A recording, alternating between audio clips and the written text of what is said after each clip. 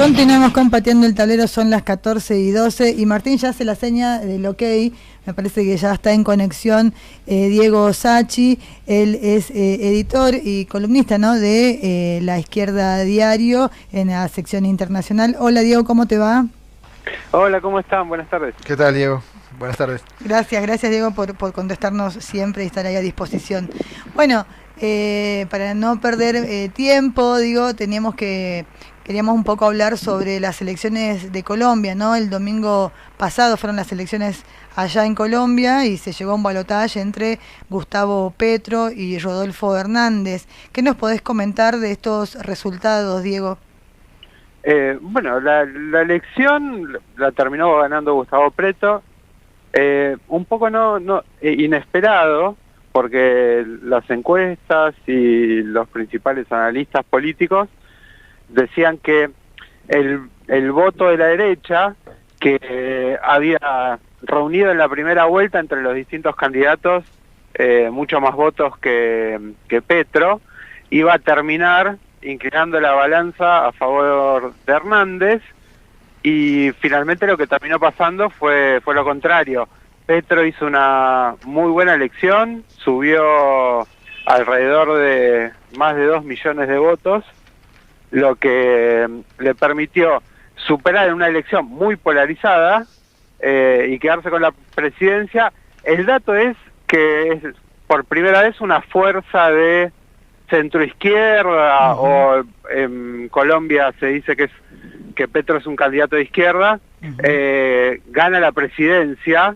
Y el otro dato es que justamente Petro es un ex guerrillero de hace varias décadas atrás, lo cual para el establishment político colombiano e incluso para un amplio sector de la sociedad es todo un golpe, ¿no? Porque recordemos, hasta hace poco recién se empezó a hablar de acuerdos de paz y un intento de integración de lo que habían sido las organizaciones guerrilleras a la vida política, pero siempre bajo el manto de un ataque permanente por la derecha. Que tengamos en cuenta el dato de que por lo menos la última mitad, los últimos 50 años, 40 años, viene gobernando ininterrumpidamente Colombia.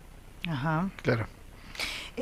Diego, teniendo en cuenta las huelgas, las manifestaciones de 2019 y en el 2021 en Colombia, ¿en qué contexto, no, en qué coyuntura política, social, económica se dieron estas elecciones? A ver, el primer dato que hay que tener en cuenta es que no hay forma de que ganara Petro sin tener en cuenta las protestas sociales del 2019 y el 2021. O sea, ahí hay un cambio enorme en Colombia. Uno de los países, es un país que es fundamental en Latinoamérica para Estados Unidos.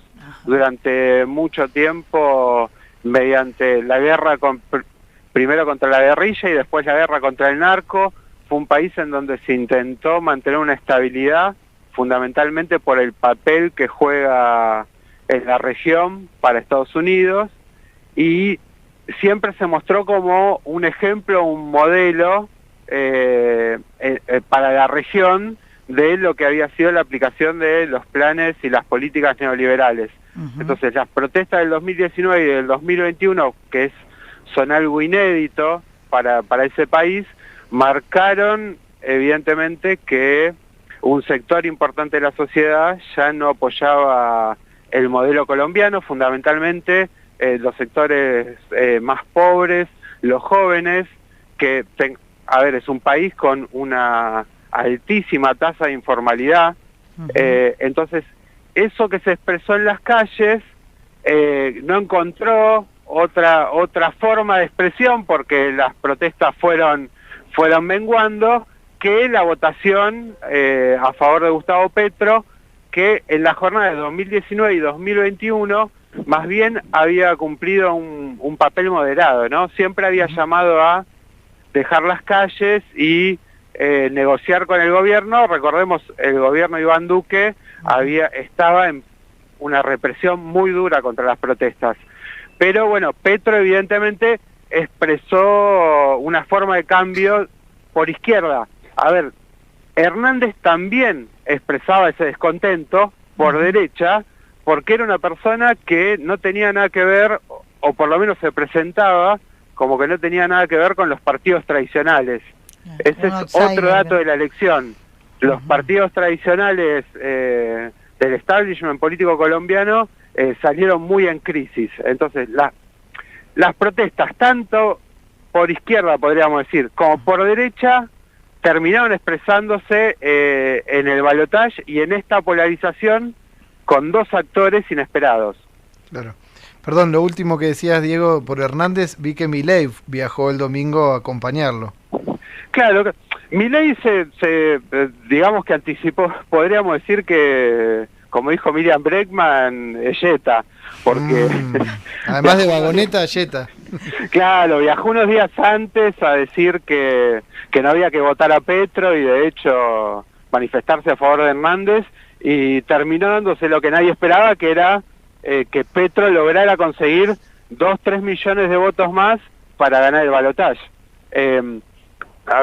Más allá de lo de Milei, Hernández no es tan brutalmente de extrema derecha como Milei.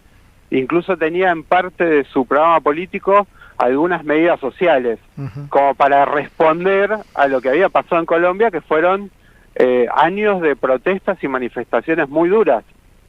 Sí, sí, totalmente. Y te agrego un sistema altamente represivo respecto a todo tipo de organización sindical, con dirigentes sindicales asesinados directamente por bandas parapoliciales para impedir cualquier tipo de protesta obrera, ¿no? Sí, se los conoce como los falsos positivos. Durante mucho tiempo el ejército o las bandas paramilitares ligadas a un expresidente, Álvaro Uribe, claro, se encargaron de hacer pasar asesinatos de líderes sociales, campesinos, líderes sociales sindicales, como atentados o enfrentamientos con la guerrilla. De ahí se los conoce como falsos positivos, porque se falseaba el dato de que eran guerrilleros. Claro. Diego, yendo a un plano un poco más regional o general, ¿no? Con este resultado en Colombia se mantiene, ¿no?, una tendencia regional como de una segunda oleada débil, se podría decir, de gobiernos populistas, ¿no?, como Boric en Chile, Castillo en Perú, se espera la elección de Brasil. ¿Qué lectura haces de esto? A ver, para mí hay dos cosas. Una es que sí, evidentemente hay un agotamiento en toda la región andina de lo que fueron los modelos que se vienen aplicando desde la década del 90, que son modelos neoliberales muy duros. Entonces, no es casualidad que sea Chile, Colombia, Perú, y ahora que vuelvan las manifestaciones en Ecuador. Sí.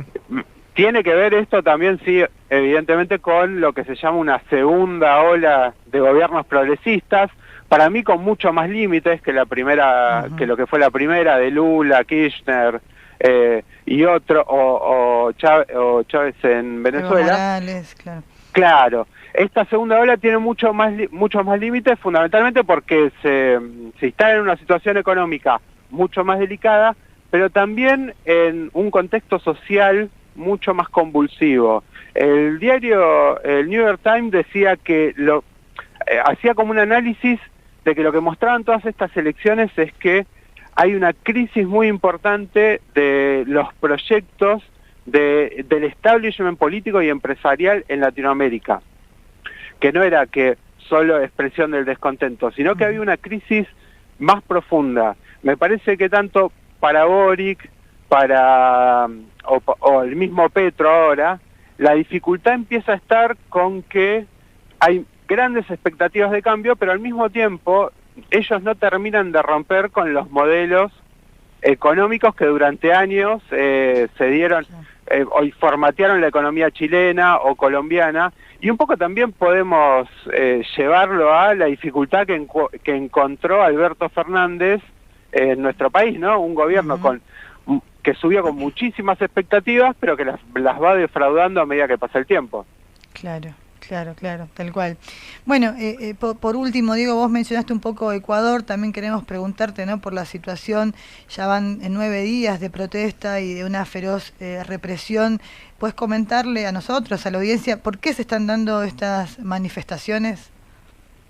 Sí, las manifestaciones son fundamentalmente por el rechazo, las organizaciones indígenas, la CONAIE, se empezaron a manifestar en contra del aumento del combustible y también se sumaron una serie de demandas en contra del recorte al sistema de salud, a la educación y una serie de reformas, podríamos decir, laborales que se fueron imponiendo por decreto que precarizaron mucho más la situación de millones de trabajadores.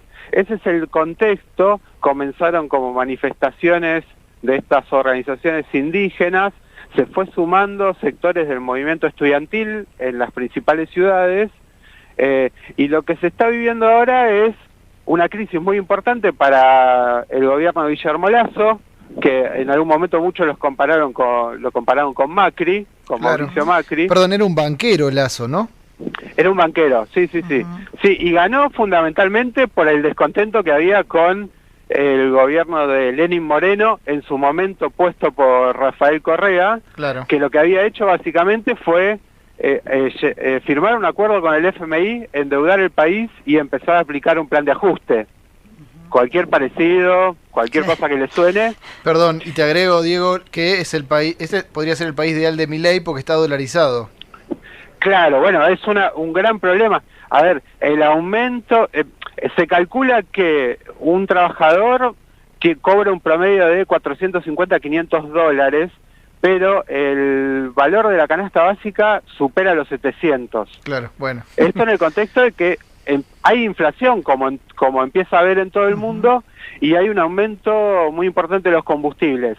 A ver, la última novedad ayer fue que la dirección de la organización indígena, que es una de las principales movilizadoras, empezó a llamar a replegar y abrió alguna posibilidad, todavía no muy concreta, de sentarse a negociar con el gobierno, algo parecido a lo que pasó en las protestas de 2019. Okay. Cuando el gobierno empezaba a estar en crisis, estas organizaciones se empezaron a desmovilizar. Pero lo que muestra es que una continuidad, ¿no?, de un problema social, una crisis social muy profunda que no tiene resolución ni con un gobierno ni con otro. Entonces es lo que hace que reaparezca cada cierto tiempo. Claro, una situación caldeada que se expresa ahí continuamente. Bueno, Diego, te agradecemos por esta comunicación y gracias, ¿no?, por explicarnos un poco esta situación tanto de Colombia como más regional. ¿Querés agregar algo? No, los iba a saludar. Gracias a ustedes por el llamado. Gracias a vos, Diego, muchas gracias. Un abrazo.